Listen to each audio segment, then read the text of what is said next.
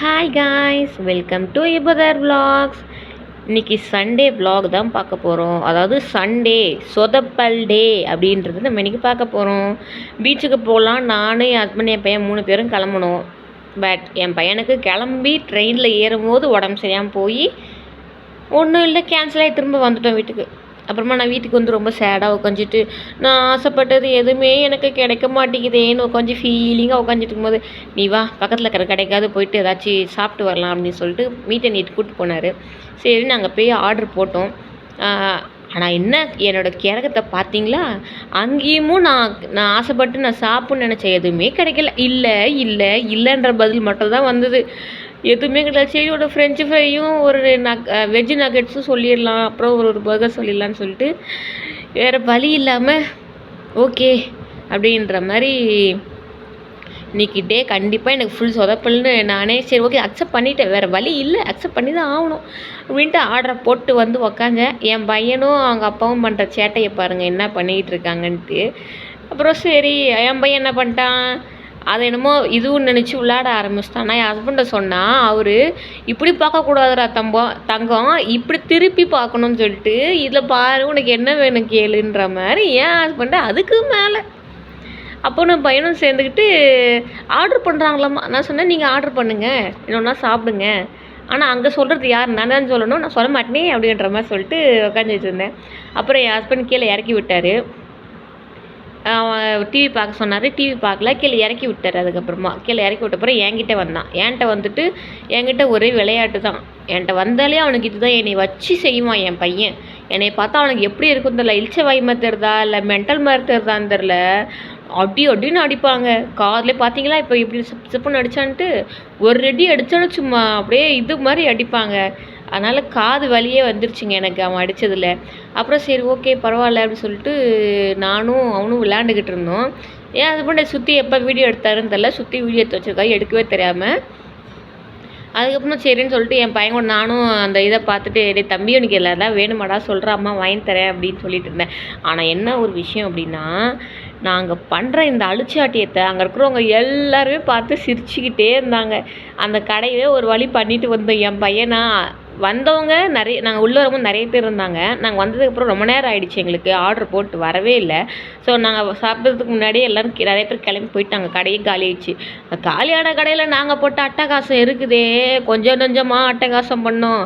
கடையவே 2 ஆக்கிட்டு வந்துட்டோம் நாங்கள். என் பையன் அதுக்கு மேலே எல்லாரையும் வம்பிழுத்துக்கிட்டு ஓன்னு கத்திக்கிட்டு எடுத்துக்கிட்டு எல்லாத்தையும் இது பண்ணிவிட்டு, நான் அந்த பலூன் அவனுக்கு வேடிக்கை காட்டில் அவனை தூக்குனா அவன் நடனா அப்போ தான் அந்த டாம் அண்ட் ஜெர்ரியை பார்ப்பேன்னு பார்த்துக்கிட்டு இது பண்ணிகிட்டு இருந்தான். சரின்னு திரும்பவும் தூக்கி காட்டினா அவன் அந்த டாம் அண்ட் ஜெர்ரி பாடுறான்னா பார்க்கல, இதை பாடுறான்னா டாம் அண்ட் ஜெர்ரியை பார்க்குறான். அப்புறம் சரி ஓகே சொல்லிட்டு அப்புறம் ஆளுங்கள்லாம் வர ஆரம்பிச்சிட்டாங்கன்னு சொல்லிட்டு அமைதியாக தான் இருந்தோம். சரி திரும்ப ஒரு தடவை பண்ணி பார்க்குறானா பார்ப்போம் அப்படின்னு சொல்லிட்டு மேலே அழகாக இருந்துச்சா, ஸோ அதனால் அது காட்டும் பார்த்தா அவன் பார்க்குற மாதிரியே தெரில. சரி போடா அப்படின்ட்டு அவனுக்கு விளையாட்டு காட்டிட்டு இது பண்ணால் அப்புறம் தலை எழுத்து அப்படின்ற மாதிரி அவனை தலையில் அடுக்க வச்சேன். அப்புறம் ஒரு வேளை ஃப்ரெஞ்சு ஃப்ரை வந்தது. என் பையனுக்கு விட்டுனே என் பையன் திங்க மாட்டேன்ட்டான். அவனை வெறுப்பேற்றுறதுக்காண்டி நான் நக்கலாக தின்னா அதை என் வீட்டுக்கு எனக்கு தெரியாமல் ஃபோட்டோ எடுத்து வச்சுருக்காரு. 2வது பர்கர் வந்துச்சு சாப்பிடுவோன்னு பார்த்தா பக்கத்தில் டிஷ்யூ எல்லாம் பறந்து போச்சு, என்னை சாப்பிட விடலை. பார்த்தீங்களா இன்றைக்கி என்னோடய நாள் எப்படியெல்லாம் போகுதுன்ட்டு. சரி பர்கர் வச்சு சாப்பிடுவோம், மனசு திருப்தி ஆகலான்னு சொல்லிட்டு சாப்பிட்டா ஒரு பைட் தாங்க பண்ணேன், நல்லாவே இல்லை, சீ அப்படின்ற மாதிரி ஆகிப்போச்சு. நல்லாவே இல்லை, சுத்தமாக நல்லா இல்லை. அதுக்கப்புறம் சரி ஓகே அதை இது பண்ணிவிட்டு நான் வச்சிட்டேன், நான் சாப்பிடல அதை நான் அப்படியே வச்சுட்டேன். அதுக்கப்புறமா வெஜ்ஜு நக்கெட்ஸ் வந்தது. சரி என் பையனுக்கு லைட்டாக அந்த மேலே அந்த க்ரன்ச்சி மட்டும் ஊட்டி விடலான்னு சொல்லிட்டு க்ரன்ச்சி மட்டும் ஊட்டி விட்டேன், சாப்பிட்டான். சரின்னு சொல்லிட்டு நான் என் ஹஸ்பண்டை வெறுப்பேற்றணும், நான் தான் ஃபஸ்ட்டு சாப்பிடுன்னு சொல்லிட்டு பிளேட்டை என் பக்கம் எடுத்து வச்சு நான் சாப்பிட்டேன். அவரை கிண்டல் பண்ணேன்.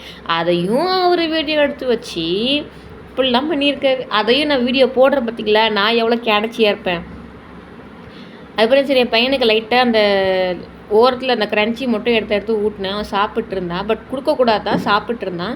அப்புறம் கொக்கோகோலா வாங்கி குடிக்கலாம் அப்படின்னு சொல்லிட்டு கொக்கோகோலா குடித்தோம்.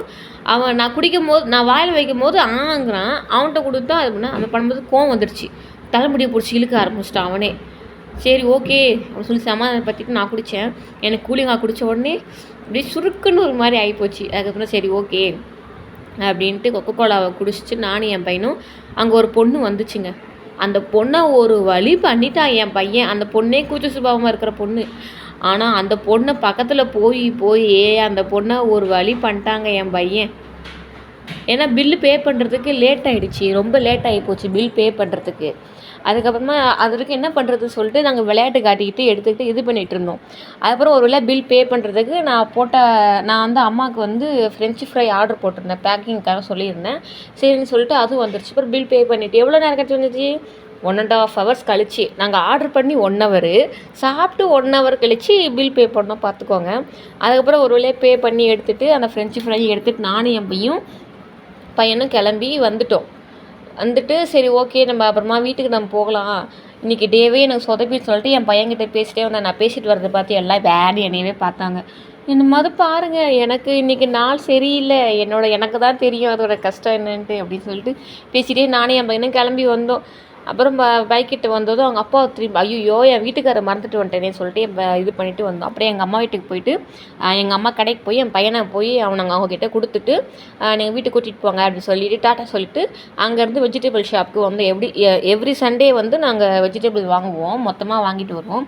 ஸோ தாம்பரத்துக்கு வந்து இந்த மாதிரி வாங்கிட்டு போகலாம் அப்படின்னு சொல்லி வாங்கிடலான்னு பார்த்தா இன்றைக்கி என் நேரமாக என்னமோ தெரில, வெஜிடபிள் ஷாப்பில் எல்லாம் காலி. நான் போகும்போது எப்பவுமே ஃபுல்லாக குவிஞ்சி கிடக்கும், எது எடுக்கிறதுன்னு தெரியாமல் முழிச்சிட்டு நின்றுட்டுருப்பேன். இப்போது ஒன்றுமே இல்லையேடா, என்னடா எடுக்கிறதுன்ற மாதிரியே ஒரு ஃபீலிங்கில் சரி ஏதோ இப்போதைக்கு எடுத்துகிட்டு போகலாம், அப்புறம் நெக்ஸ்ட் டைம் வந்து வேணால் வாங்கிக்கலாம் அப்படின்னு சொல்லிட்டு வேணும்னா வந்து வாங்கிக்கலாம் அப்படின்ட்டு அப்புறம் இது பண்ணேன். இன்றைக்கி நாள் இவ்வளோ தாங்க, சொதப்பல் டே. தேங்க்ஸ் ஃபார் வாட்சிங்.